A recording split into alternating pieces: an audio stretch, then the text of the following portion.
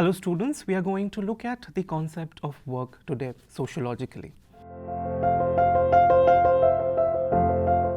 There are standard definitions of what constitutes work in every society. One very common way of defining work is to look at work as physical and mental activities that lead to the transformation of nature and the provision of goods and services.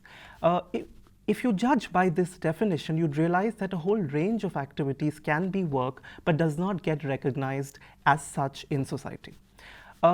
In order to then understand this complexity of how does work get defined in a particular society, Keith Green provides us an understanding.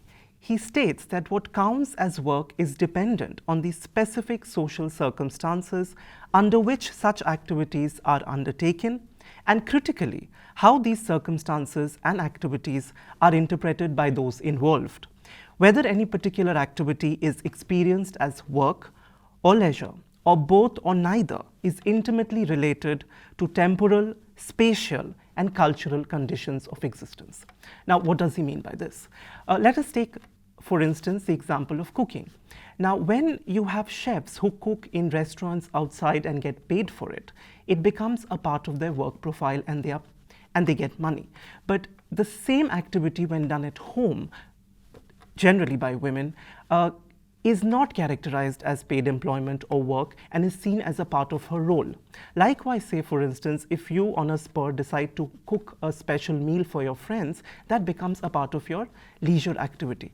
But it does not qualify as work. So what you can notice is that the very same activity, that is cooking, depending on when is the activity taking place, where is the activity taking place, and who is doing it and who is witnessing it, right? All these matters define what work is. So then an activity in itself does not tell you whether it is work or not. Rather, work is what is defined by society and social actors.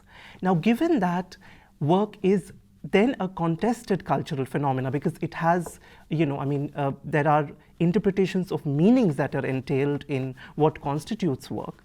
The social organization of work varies from one society to another, and it has also varied across historical periods. So, for our convenience today, we are going to try and look at the social organization of work in three fundamental historical phases, namely the pre-industrial phase, the modern phase, and then the post-industrial phase. I'll begin with, of course, the pre-industrial work.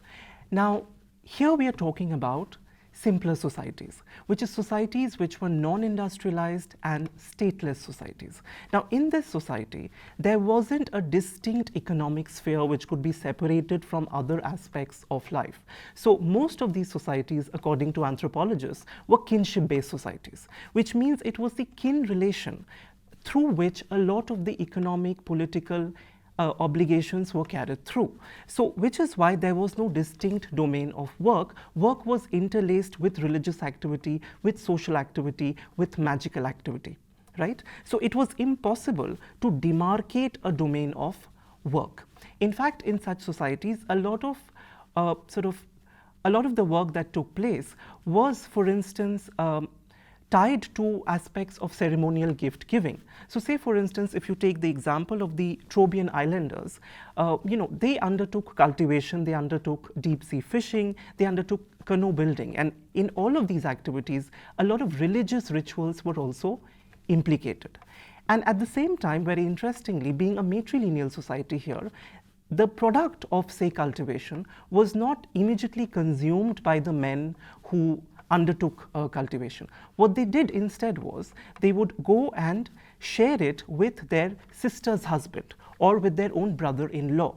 Now, in a certain sense, even the brother-in-law was producing his own set of agricultural produce. But this exchange was important to retain the solidarity between the two groups, the group of the husband and the group of his brother-in-law.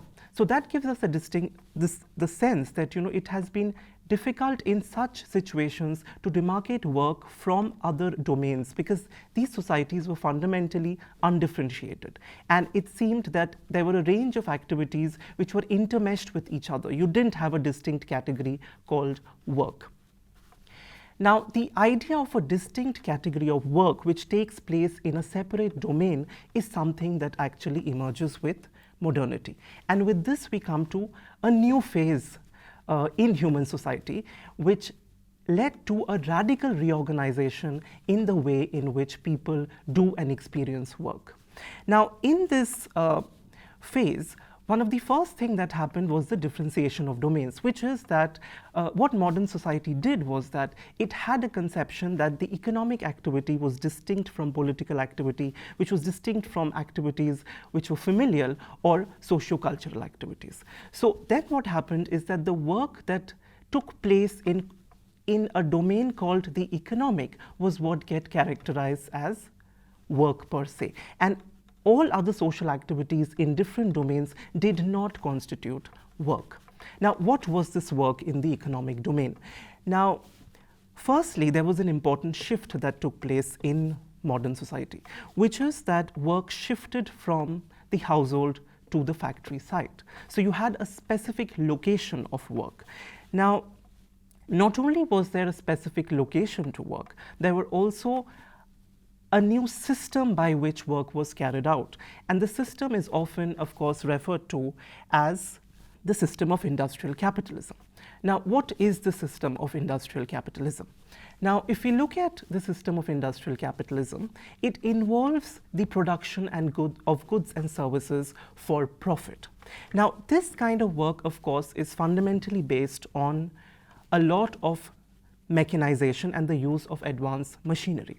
Now, people who have capital invest in this machinery, they own the factory, and they employ workers. Now, this is important to understand that when they employ workers, what they buy from workers is their labor power.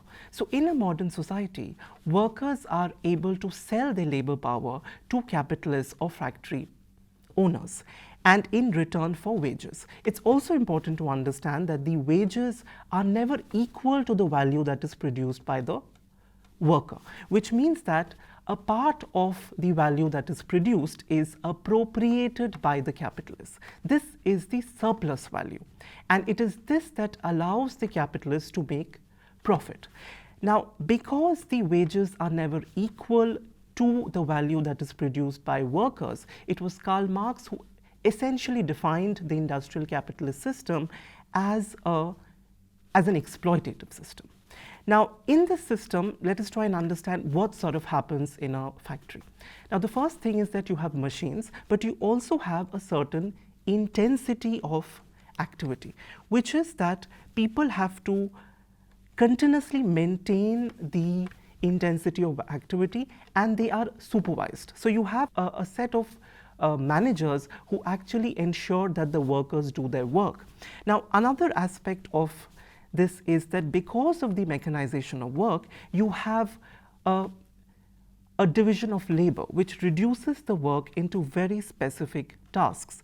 Now, because the reduction of work into specific tasks makes the work dull and repetitive, Karl Marx was of the opinion that what workers experience in such a modern workplace can be best termed as alienation. Now, what is this concept of alienation according to Karl Marx? Now, he understands alienation in terms of 4 dimensions. He says that because the worker does not have control over what he produces, it leads to a certain kind of self-estrangement. Alienation means self-estrangement. Now, what are the 4 ways in which this occurs? Firstly, what Marx says is that worker does not have control over the product that he produces, right? Which is that he cannot control it, he cannot use it. This is the first kind of alienation. The second is that the worker has no control over the production process, which is to say that, whatever the supervisors or managers say, he simply follows instructions. So this is another kind of alienation, which is alienation from the production process. The third kind of alienation happens when, as a result of very close supervision, workers are unable to interact with each other, form bonds or solidarities. As a result, he is alienated from his fellow workers, and this Marx understands as alienation from species being. Finally, what happens is, because of the above 3 forms of alienation, from product, from the production process, and from the species being, the worker is not able to utilize his own creative potential. He's not able to be the best that he can be, and this leads to an alienation from the self.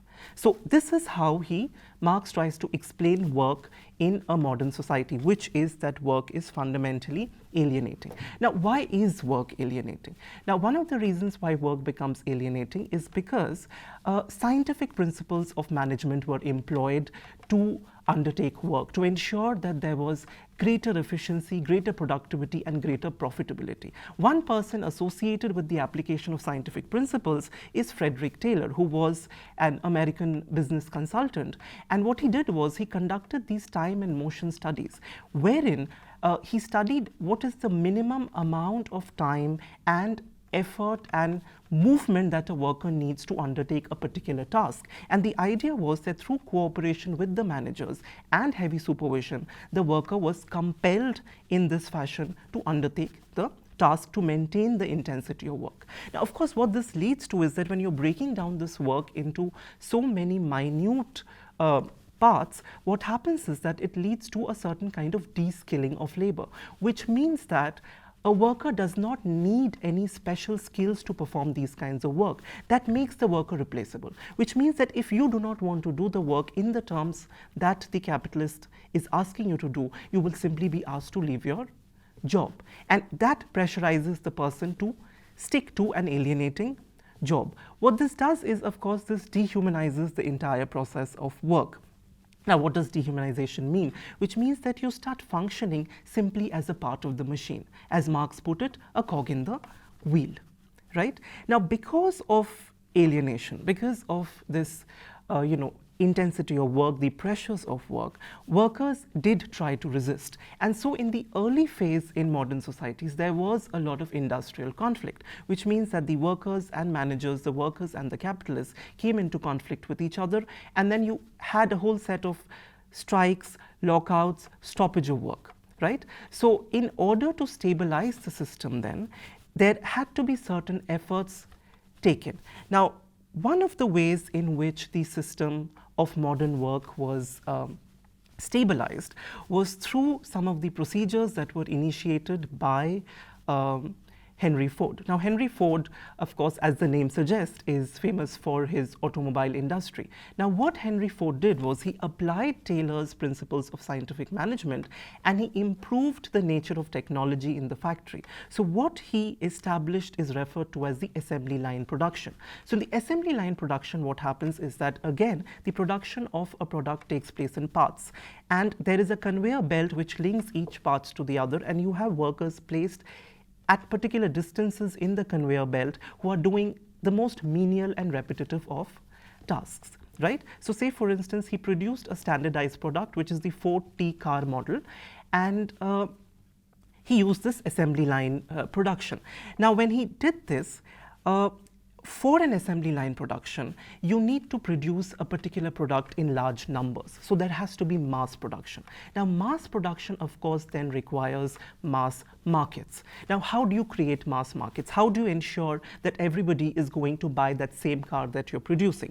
Now, one way in which Ford ensured this was that he increased the wages of the worker by $5.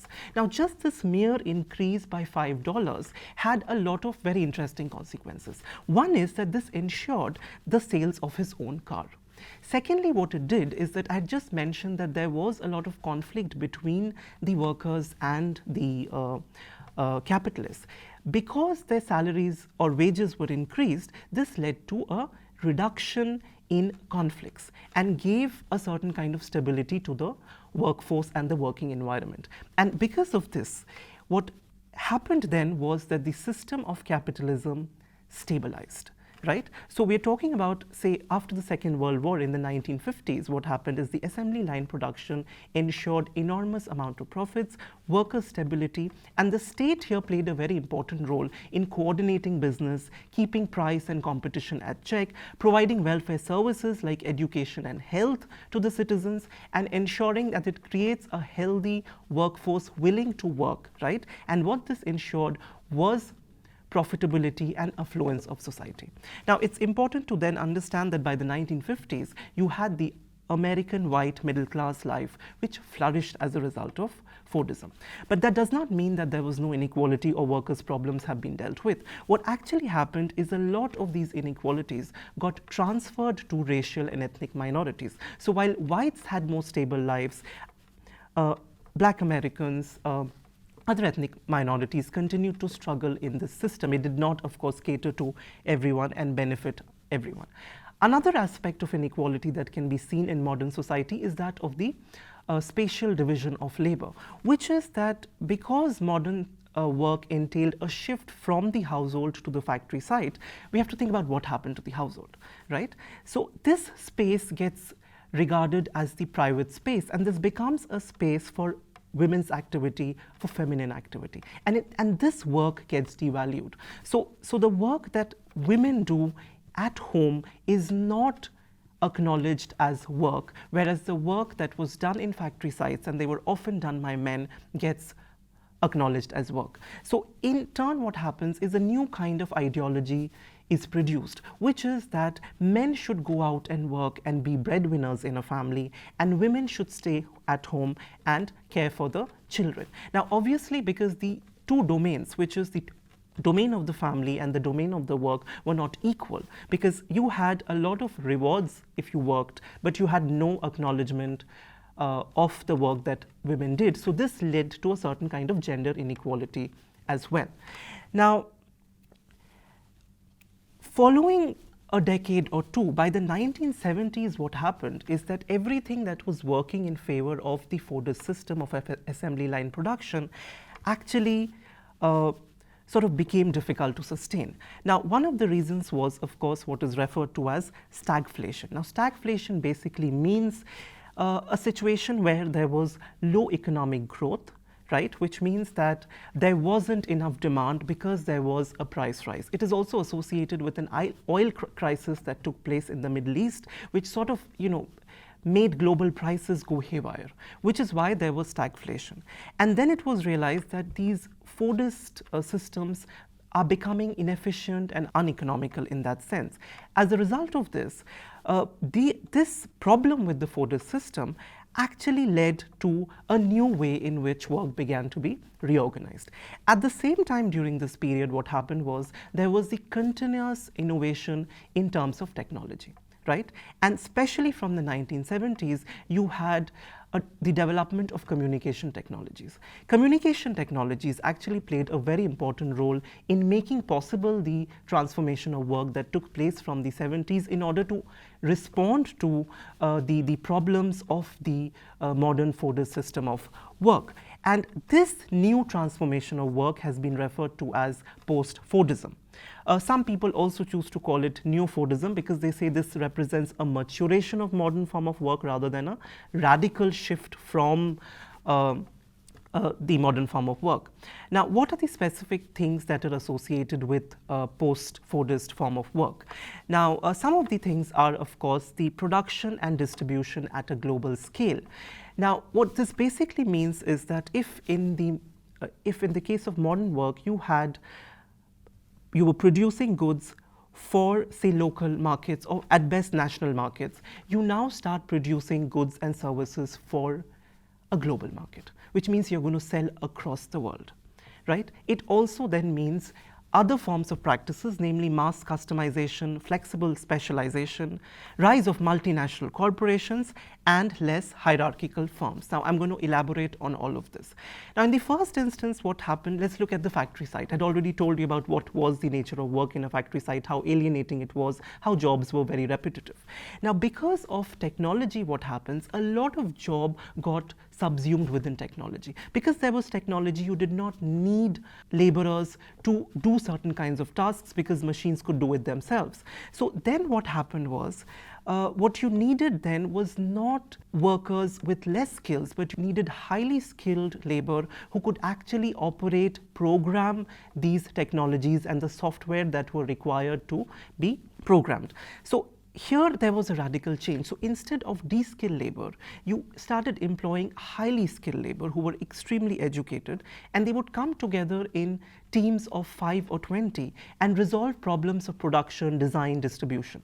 And these would be called quality circles. Now, quality circles, because everyone was highly skilled, did not require supervision as such. So there was more autonomy, there was more initiative. But interestingly, at the same time, there was a lot of peer competition and pressure to sort of meet up the various deadlines. So the factory started looking different. It started looking more egalitarian. And you also had, however, a range of peripheral part-time contractual workers. So there was like a division between the workers' profile in a factory. You had two sets now. You had highly skilled core workers and peripheral workers who got their jobs depending on the needs, and they lost their jobs. They were hired and fired as and when. They did not have social security, right?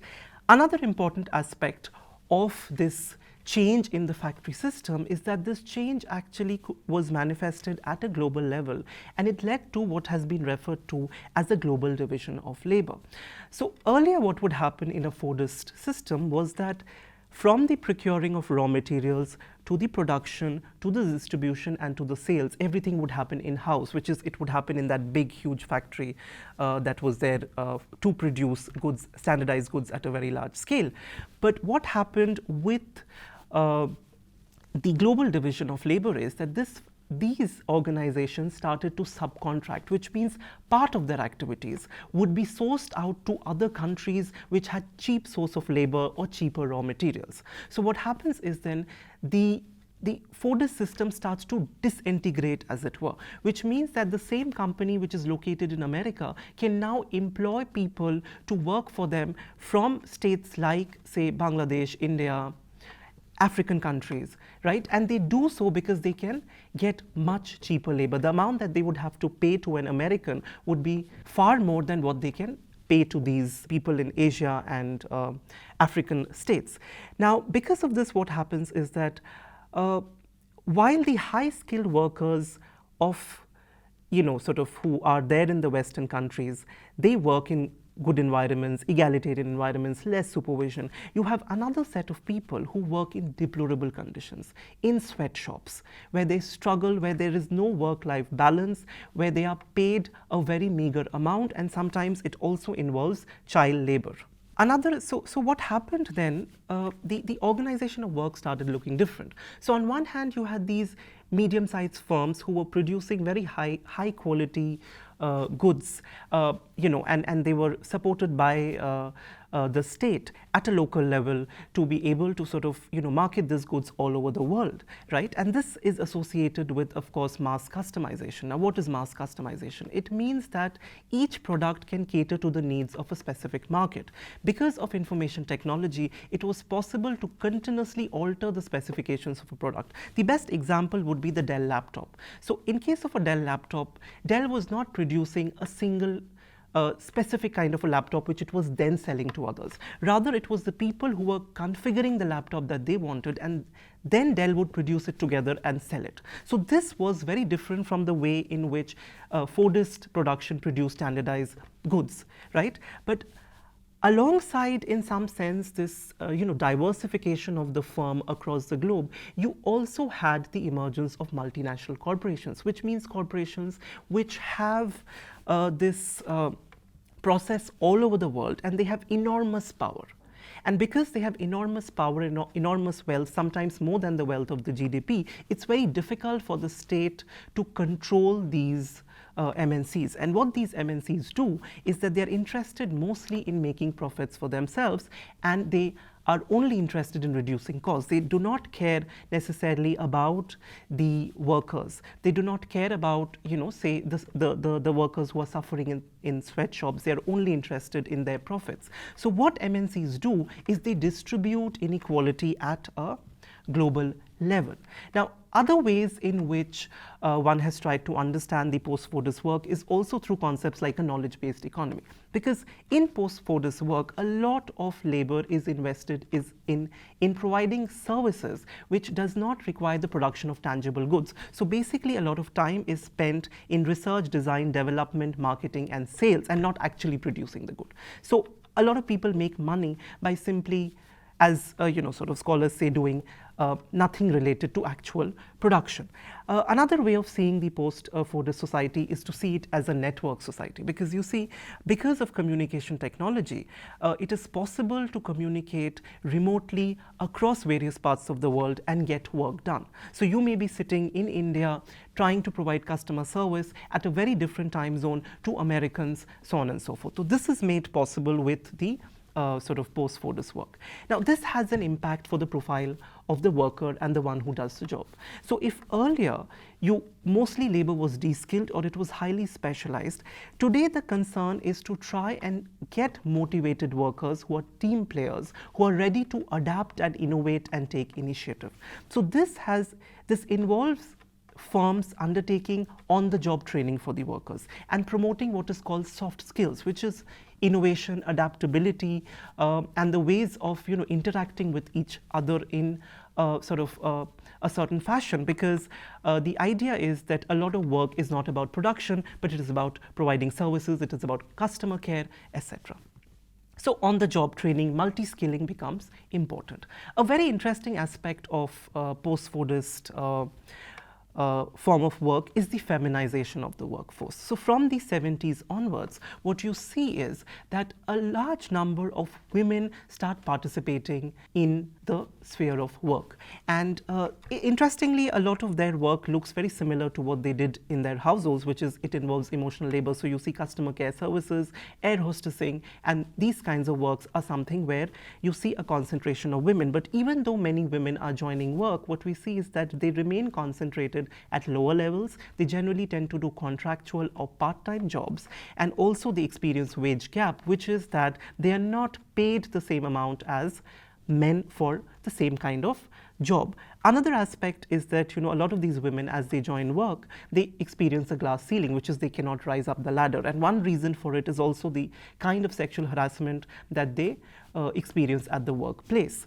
So what we can see is that even though the nature of work changes from one form to the other, it continues to produce certain kinds of inequalities, right? And there is always certain kinds of activities which gets excluded out. And then, of course, there is some kind of resistance. So say, for instance, today we have feminists who continue to point out that, we must acknowledge the work that women do at home.